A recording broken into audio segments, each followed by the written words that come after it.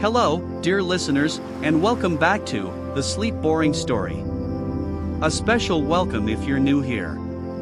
Wherever you are, whatever your day is held, I invite you to get comfortable, dim the lights, and let yourself be carried away by tonight's story. This is your time to unwind, to escape, and to find a deep sense of peace. If you like this story, please like, subscribe, and comment. So let's start the story. Tonight the sleepy story name is A Rainy Paris Night, Part 1 of 30. The arrival Clara's flight had landed in a drizzle that whispered of a longer stay. By the time her taxi navigated the evening rush into the heart of the 6th arrondissement, the whisper had become a steady, polite drumming on the roof. She had come to Paris for a conference, a blur of networking and name tags, but her heart had come for something else, for the quiet spaces between the postcards. Her small hotel was on a narrow street that smelled of wet stone and baking bread. The room was charmingly cramped, with a window that looked out not at the Eiffel Tower, but at the opposing cream-colored facade of another old building, close enough to see the raindrops tracing paths down its weathered shutters. As she unpacked, the drizzle intensified. A low rumble of thunder, muffled and distant, rolled over the city's rooftops. It wasn't a menacing sound, it was a settling sound, as if Paris was drawing a thick, velvet curtain between itself and the rest of the world. The conference was tomorrow. Tonight belonged to the storm. She needed a café. Not a famous one, but a found one. Part 2 of 30, the found café. She pulled on her trench coat, its belt tied just so, and stepped into the glistening street. The rain was warm. It fell in silver threads under the amber glow of the wrought iron street lamps, turning the cobblestones into a river of shattered light. She walked without a map, letting the sound of her heels on wet stone be her guide. She turned a corner, and there it was. It wasn't on a main boulevard. It was tucked into the lower level of a building, half hidden by a dripping plane tree.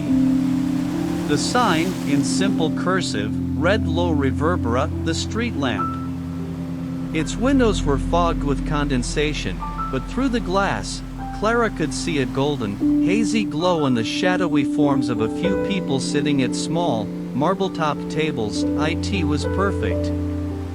It was exactly the unremarkable, specific haven she hadn't known she was looking for. She pushed the door open, and a bell chimed softly above her, a sound swallowed instantly by the warm, coffee-scented air and the low murmur of French conversation. Part 3 of 30, the corner booth. The air inside was a blanket. It smelled of decades of espresso, of buttery croissant flakes, of damp wool coats drying, and a faint, sweet note of something baking, perhaps an apple tart tatin. A middle-aged man with a kind, tired face and an impeccable white apron stood behind the zinc bar, polishing a glass. He nodded to her, a silent welcome. Clara's eyes found a booth in the very back corner, tucked beside a large window that looked out onto the tiny, rain-swept terrace. It was shielded by a low wall, creating a pocket of privacy. She slid into the seat, the red velvet banquette soft and welcoming. She shrugged off her coat and placed her bag beside her. From here, she was a spectator to a living painting. The fogged window turned the outside world into a beautiful, impressionist blur of moving light and color, the passing red brake lights of a car, the blurred yellow orb of another street lamp, the dark, rushing shapes of people under umbrellas. Inside, she was safe, dry, and deliciously alone in a crowd.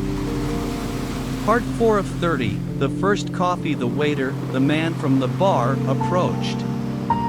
Bonsoir, mademoiselle. Bonsoir.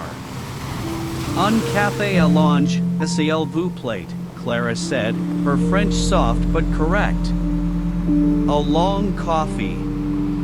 Something to sip slowly. Bien sûr. On a night like this, it is the only choice. he replied with a small smile, as if they were sharing a secret about the weather. He returned minutes later with a simple white cup and saucer, the coffee inside the color of dark chestnuts, with a perfect layer of golden crema on top. The scent was rich and acidic, cutting through the sweet air. She wrapped her hands around the cup, letting the heat seep into her bones. The first sip was a bitter, wonderful shock, followed by a deep, roasted warmth. As she drank, she listened. The rain played a constant, gentle percussion on the glass awning outside. Underneath it was the café's symphony, the clink of spoons, the hiss of the espresso machine, the low, melodic rumble of two old men debating something at the bar, the occasional soft laugh. It was the opposite of silence, but it was the most peaceful noise she had ever heard.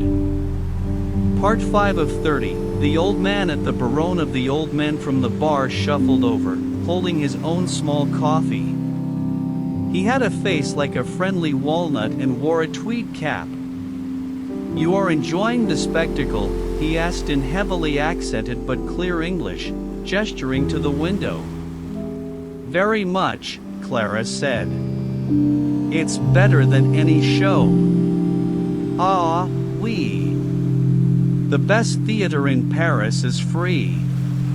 It is the theater of the street, in the rain, seen from a dry seat." He introduced himself as Monsieur Durand. "I have been coming here for 40 years. I have seen this window in sun, in snow, in the riots of '68. But this," he tapped the glass gently, "this is how it looks best. The rain, it simplifies things. Washes away the clutter. Leaves only the light and the movement. It is very philosophical, the rain." He didn't stay to talk more, just gave her a knowing nod and returned to his friend. But his words settled in her mind. "It simplifies things." She looked out. He was right.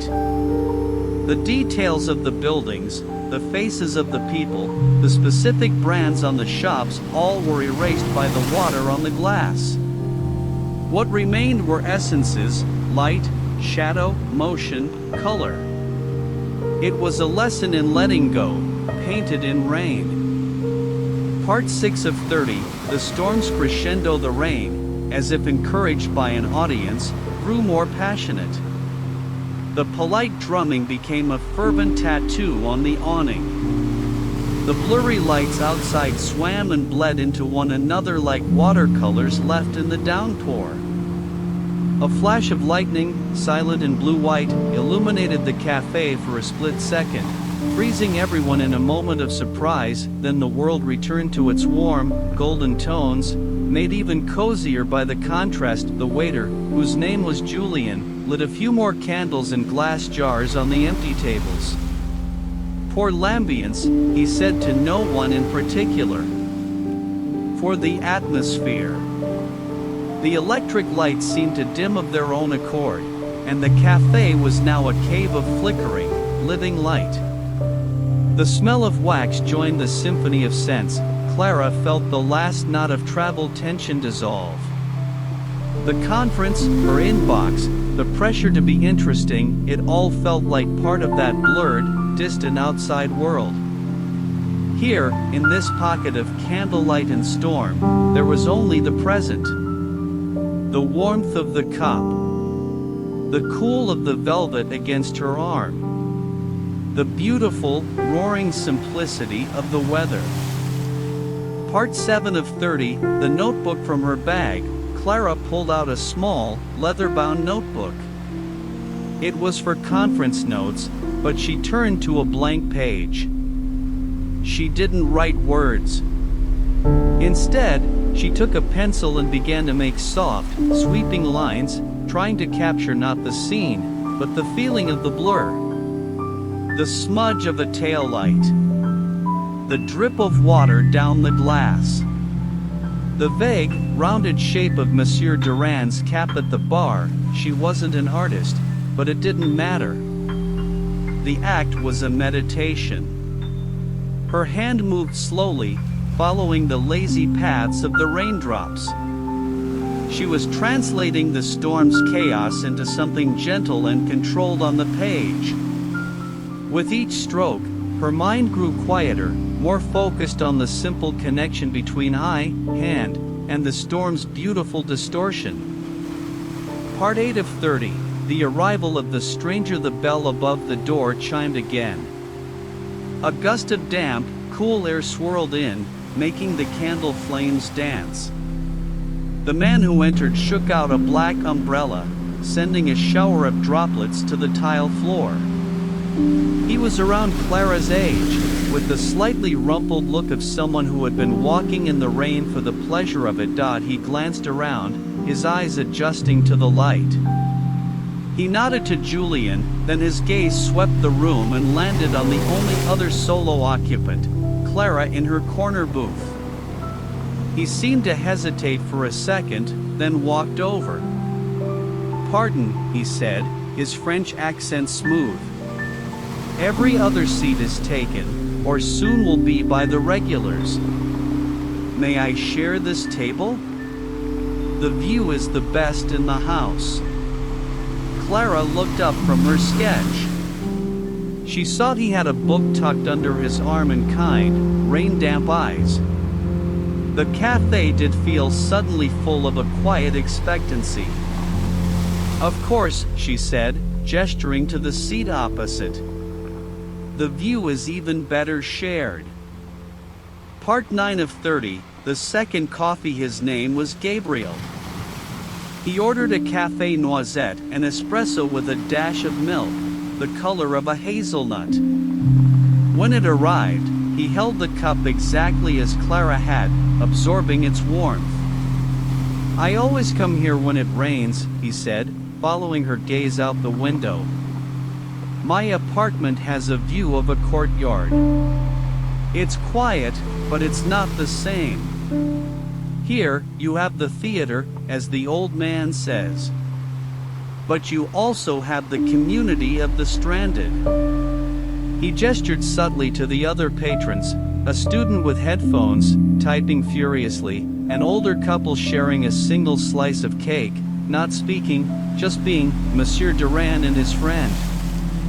"We are all here because the storm gave us permission to stop," Gabriel mused.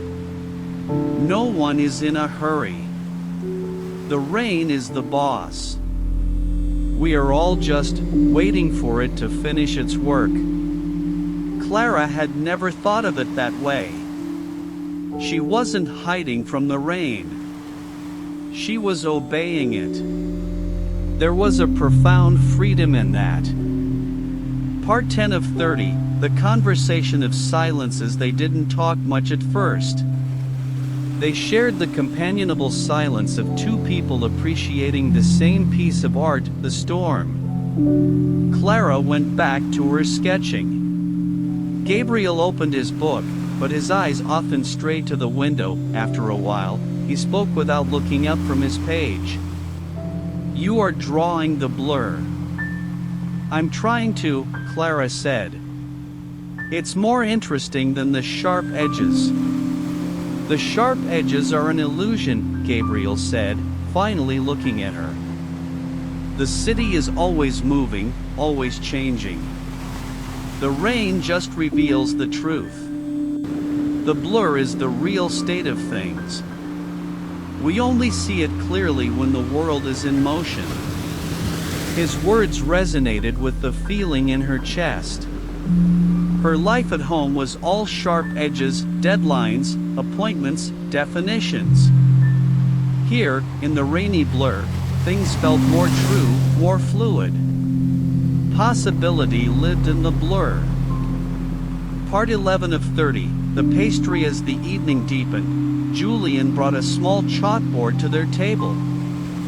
The chef made trapezians today, with the vanilla cream.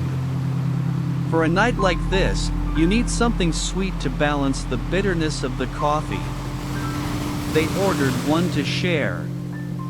It arrived, a round brioche bun split and filled with a cloud of vanilla pastry cream, dusted with powdered sugar. Clara took the first bite. It was sublime. The brioche was impossibly light yet rich, the cream cool and not too sweet, the powdered sugar a ghost of sweetness on her lips. Gabriel smiled as he took his bite. This is the other half of the Parisian rain ritual. Strong coffee, something sweet, and time. The three ingredients for a perfect evening. Eating together broke the last formality. They were no longer strangers sharing a table, but fellow participants in the ritual. The storm, the café, the pastry, it was an experience they were now weaving together. Part 12 of 30, the revelation of the book. Clara noticed the title of Gabriel's book. It was Les Fleurs du Mal by Baudelaire, The Flowers of Evil. A classic of French poetry, often dark and decadent. An interesting choice for a cozy night, she remarked. He turned the book over in his hands. Actually, I think it is perfect. Baudelaire saw the beauty in the fog, in the melancholy, in the rainy Parisian streets. He found the exquisite in the squalid. Reading him in here, while that happens out there, he nodded to the window, is like having a conversation across time. He is describing our view, 150 years ago. Some things in Paris never change. He opened the book to a marked page and read a line softly in French, then translated, I love the fog of these great cities. The downpours, the muck, the mud of the melting snow. He looked up. He loved the blur, too. He understood that beauty isn't just in sunshine and roses. It's in this. He tapped the window where a fat raindrop slowly trailed downward. Part 13 of 30, the exchange of stories emboldened by the poetry and the pastry. The silence between them shifted from companionable to conversational. Gabriel asked what brought her to Paris. The usual, Clara said with a small shrug. A work conference. But I arrived a day early for this. She gestured to the window. For the chance to have no plan. Ah, the strategic unplanned, Gabriel smiled. The most important part of any trip. I am a professor of art history. I teach students to see the sharp edges, the brushstrokes, the dates, the techniques. But my own research, it is about what happens in the blur between movements.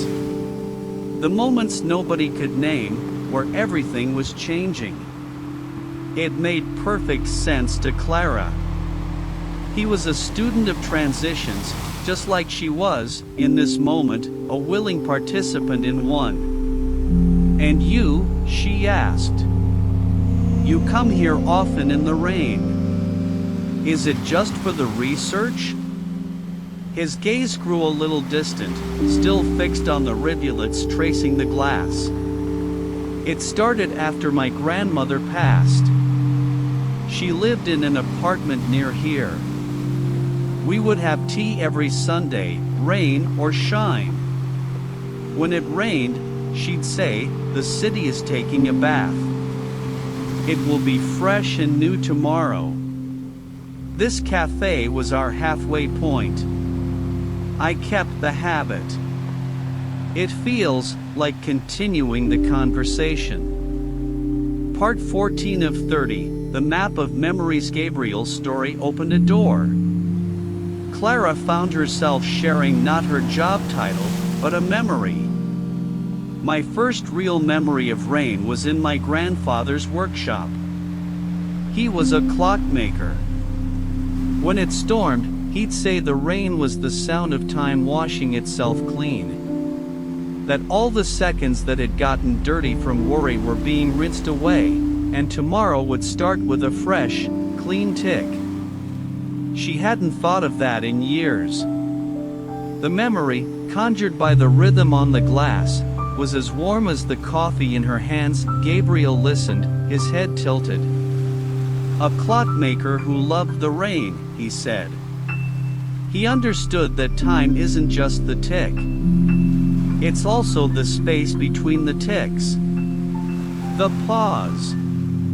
The rain fills those pauses with music. They were no longer just a consultant and a professor. They were a granddaughter and a grandson, sharing the quiet, profound wisdom passed down on rainy afternoons, finding their familial echoes in a Parisian café. Part 15 of 30, the rhythm of the coffee. As the night wore on, Clara became aware of the café's own heartbeat. Every 20 minutes or so, Julian would empty the knockbox of used espresso grounds with a solid thump thump thump.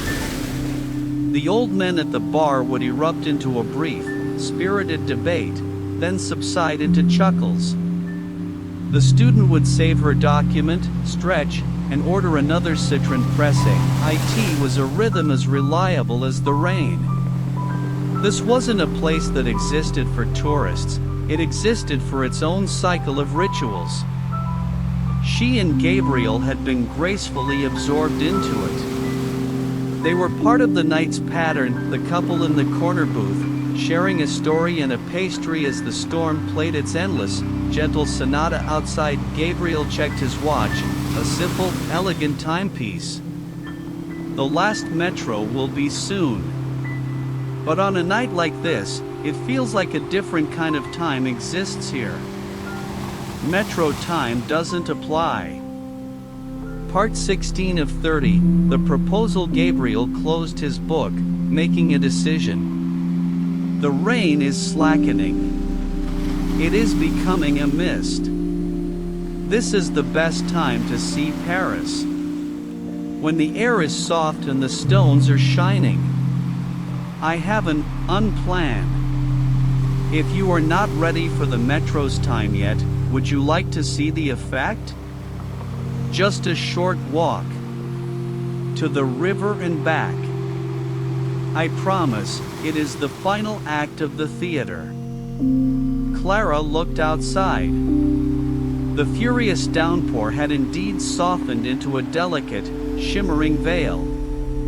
The lights now had soft halos. The idea of leaving this warm nest was daunting, but the promise of seeing the transformed city was a powerful lure. She thought of her grandfather's clean seconds. This felt like one. I would like that, she said. But I need to settle here first. She gestured for Julian. Part 17 of 30, L'Addition. Julian brought the small, leather bill holder. As Clara reached for it, Gabriel's hand gently covered hers on the table. It was a warm, brief touch. Please, he said. Allow me. You have shared your grandfather's story with me. That is a greater gift than coffee. Let this be my thank you. And my invitation to see the next scene. Clara hesitated, then nodded. Thank you. But the walk is my turn. I'll provide the commentary. He laughed and agreed, leaving euros on the small plate. Putting on her trench coat felt like donning armor for a new, gentle adventure.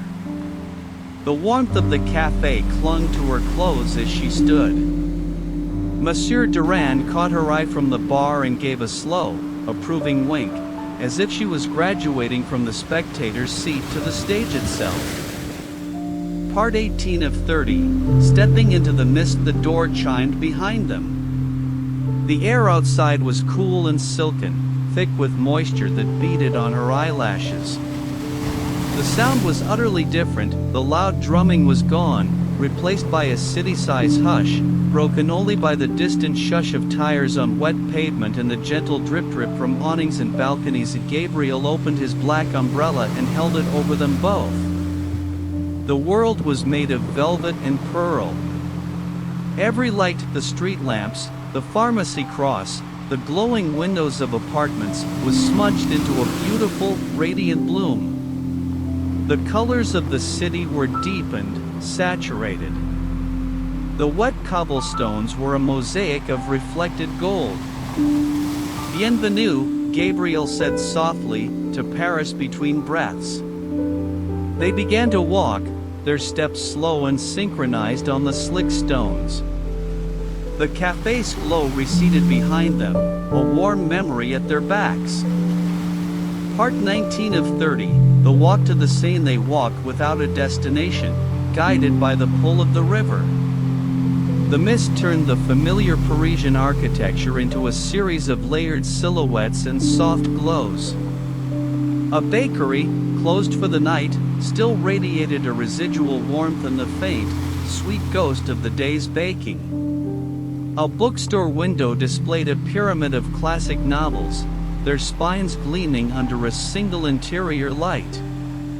Sometimes, Gabriel said, his voice low in the hushed street, I think the city is more itself at night, in the rain. The daytime is for business, for lists, for crossing things off. But this is for the dreamers. The poets. The people who are willing to get a little damp to see the world softened. Clara understood. The rain had acted as a filter, not just on the light, but on the purpose of the city itself. It had filtered out the noise and haste, leaving only beauty and quiet contemplation. She felt like a ghost in the best possible way, a witness to a secret, more truthful version of Paris. Part 20 of 30, the bridge. They emerged onto the Quai de Conti, and there it was, the Seine. The river was a wide, black ribbon, its surface scattered with the shattered, dancing reflections of the city's lights. The mist hung just above it, making the opposite bank look like a mirage of itself. The Pont des Arts, the famous Lovelock Bridge, was ahead of them. They walked onto the bridge. It was nearly empty. The few other souls were also moving slowly, speaking in whispers, as if in a cathedral. The padlocks, once a dense, clanking forest, were mostly gone, removed by the city years prior. Now, only a few remained, clustered in odd corners, their engraved promises muted by rust and rain. It's better like this, Gabriel said, leaning on the wet railing. The weight of all those promises was breaking the bridge. Now it can just be a bridge again. A place to cross, and to stop and look. The promises are lighter when they're carried inside, don't you think? Clara looked at the dark water flowing endlessly towards the sea, carrying the reflection of the Louvre, of Notre Dame, of a million lit windows.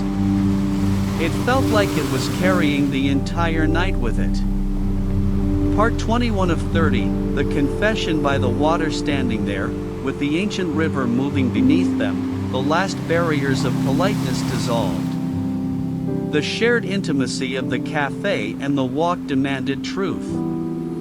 I didn't just come for the conference a day early, Clara confessed, her voice almost lost in the river's soft sigh. I came to escape. My life, it's all sharp edges, like you said. A perfect, polished surface. And I feel like I'm drowning in it. This rain, this blur, it's the first thing that has felt real in months. Gabriel was silent for a long moment, watching the water. My grandmother used to say that hearts, like gardens, need both sun and rain. The sun is for growing, for action. The rain is for soaking in, for feeling. You cannot have one without the other, or everything withers. Perhaps you have been in the sun too long. Your heart needed a Parisian rain. His words didn't solve her problems, but they framed them, placed them in the natural order of things. It wasn't a pathology, it was a season. She was in her rainy season, and that was okay. Necessary, even. Part 22 of 30, the turning point. As they turned to walk back, the mist began to lift in delicate, swirling tendrils. Patches of dark, starless sky became visible between the rooftops. The rain had officially ceased. The city began to re-emerge, its edges slowly redefining themselves, but everything was washed and glittering. "The play is ending," Gabriel said. "The curtain of rain is rising. Soon, the sharp edges will return. Does that make you sad?" Clara asked. He shook his head. "No.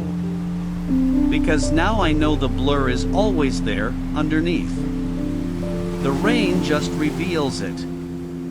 You can choose to see it, even on a sunny day.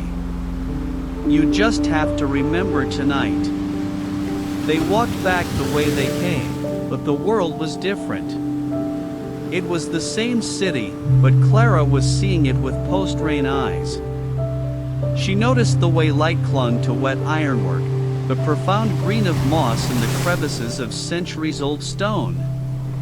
The blur had taught her how to look.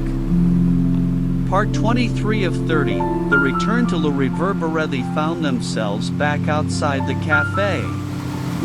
The lights inside were lower now. Julian was wiping down the bar. Monsieur Durand and his friend were gone. "One more coffee?" Gabriel asked. "A café de nuit? A nightcap to mark the transition?" Clara thought of her hotel room, quiet and lonely. "I'd like that." Inside, the café was in its final act. The candles had burned low. The air was sleepy. They took their same booth. Julian brought them 2 small glasses of a dark, amber-colored spirit, a Calvados, he explained, and apple brandy from Normandy. "For the cold," he said with a knowing look. They clinked glasses. The drink was fire and autumn, warming her from the inside out. It was the perfect period at the end of the night sentence. Part 24 of 30, the exchange. The night had to end. They both knew it. As they stood to leave for the final time, Gabriel took a pen from his pocket. He didn't ask for her number or email. Instead, he took her hand, turned her palm upward, and wrote on her skin, just below her thumb. It was an address and a time, for the following evening. "This is a tiny gallery, in the Marais. A friend is showing her paintings of blurred cityscapes. In the rain, of course. If your conference leaves you with another free evening, and if you'd like to continue seeing the world this way, I will be there." He didn't ask for a promise. He offered an invitation, light as the mist, with no weight of expectation. It was a perfect, Parisian proposal. Then, he took her other hand and kissed her gently on both cheeks. "Bonne nuit, Clara. Thank you for the unplanned." Part 25 of 30, the solo walk home. Clara walked back to her hotel alone, Gabriel having gone in the opposite direction towards his metro. The city was quiet, steaming gently as it dried. Her hand tingled where the ink had touched her skin. She didn't feel a frantic, romantic excitement. She felt a deep, settled peace. The night had not been about finding someone. It had been about finding a part of herself she'd forgotten, the part that could sit in silence, appreciate beauty for its own sake, and connect with a stranger over shared, simple truths. Gabriel was a wonderful part of that, but he was not the point. The point had been the rain, the café, the permission to be still. She reached her hotel, its facade now clear and sharp in the post-storm air. The magic of the blur was receding, but the feeling it left behind was solid and real inside her. Part 26 of 30. The morning after the morning sun was bold and unapologetic, polishing the city to a high gloss. From her hotel window, Clara saw the sharp edges Gabriel had spoken of, the clean lines of the rooftops, the crisp shadows, the clear, bright blue of the sky. The magical blur of the night before seemed like a dream. She dressed for her conference, the familiar armor of a blazer and smart dress feeling both comforting and strangely constricting. The address written on her palm had faded to a faint, gray ghost, but she had already memorized it, 8 Rue du Parc Royal, 7:00 p.m. The day was a predictable stream of presentations, handshakes, and exchanged business cards. She performed well, her mind clear. But throughout it all, a part of her remained in the soft, candlelit booth of Lou Reverbera, listening to the rain. The conference was the son Gabriel's grandmother spoke of, a necessary, growing. But the memory of the rain was what sustained her through it. Part 27 of 30, the decision. During a late afternoon coffee break, Clara stepped outside the conference center. The sun was warm. The city hummed with efficient energy. She thought of the gallery invitation. She could go. It would be the easy, romantic continuation of the story, but as she stood there, feeling the sun on her face, she realized something. Going to the gallery would be trying to recapture the magic, to force the blur back onto a sunny day. And the most important lesson of the rain was that you couldn't force it. The magic was in the surrender to the moment, not in the curation of a sequel. She thought of Gabriel's words, "You can choose to see it, even on a sunny day. You just have to remember tonight." She didn't need to see him again to remember. The night had given her everything she needed, a restored sense of wonder, a connection to her own quiet self, and the knowledge that beauty exists in transitions, in softness, in the spaces between plans. She made her decision. It felt neither right nor wrong. It just felt true. Part 28 of 30, the last visitas evening approached. Clara didn't go to the Marais. Instead, she found herself walking back towards Saint-Germain-des-Prés. She didn't go into Lou Reverbera. She stood across the street, watching as the early evening light turned the café's facade a deep honey gold. She saw Julian arranging chairs outside. She saw a new couple claim their booth. The café was already weaving a new story for a new night. It was perfect. It was alive. It wasn't a museum of her memory, it was a living, breathing heart of the neighborhood, doing what it always did. She felt no possessiveness, only gratitude. She had been a welcome guest in a beautiful, ongoing story. She took one last, long look, imprinting the site not as a place of loss, but as a place of profound gift. Then, she turned and walked away, a small, genuine smile on her lips. Part 29 of 30, the personal ritual. On her last night in Paris, Clara created her own ritual. She bought a perfect, still warm baguette, a small wedge of Caen cheese, and a bottle of mineral water. She took them to the small, quiet Square du Vert Galant at the tip of the Isle de la Cite, a hidden park sloping down to the river. She sat on a bench, watching the Seine flow, now charcoal under the twilight sky. She ate her simple meal, the tastes clean and satisfying. This was her communion with the city, quiet, solitary, and deeply personal. It was her way of saying thank you, without words, for the rain, the blur, and the reminder of how to see. A light, almost imperceptible drizzle began to fall, just a whisper of moisture in the air. Clara looked up and smiled. It was the city's gentle nod, its parting gift. She didn't open an umbrella. She let the microscopic droplets settle on her skin like a blessing, finishing her picnic in the soft, fragrant damp. The last part of the story, the enduring blur on the flight home, as the plane ascended through the clouds, Clara looked out the window. Below, Paris was a glittering grid, sharp and precise. Then they entered a cloud, and the world vanished into a uniform, beautiful gray blur. She closed her eyes. She wasn't thinking of Gabriel, or the cafe, or even the rain. She was feeling the feeling. The feeling of being suspended, of peace, of possibility existing in the lack of definition. She knew life would demand sharp edges again, meetings, deadlines, decisions, but she now carried a secret tool. In her mind's eye, she could summon the view from that booth, the rain-streaked window, the smears of gold and red light, the warm cup in her hands. She could hear the rhythmic thump-thump-thump of the knockbox and the murmur of French. It was her internal Lou Reverbera, a sanctuary she could visit anytime. The rain in Paris hadn't changed her life.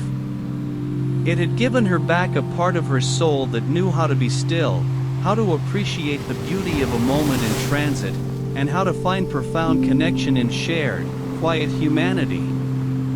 The blur was not out there, it was within her. And it would forever soften the edges of her world. She opened her notebook to a fresh page. She didn't sketch. She simply wrote, in clean, clear letters, "Thank you for the rain." And so, we gently return from that world to this one.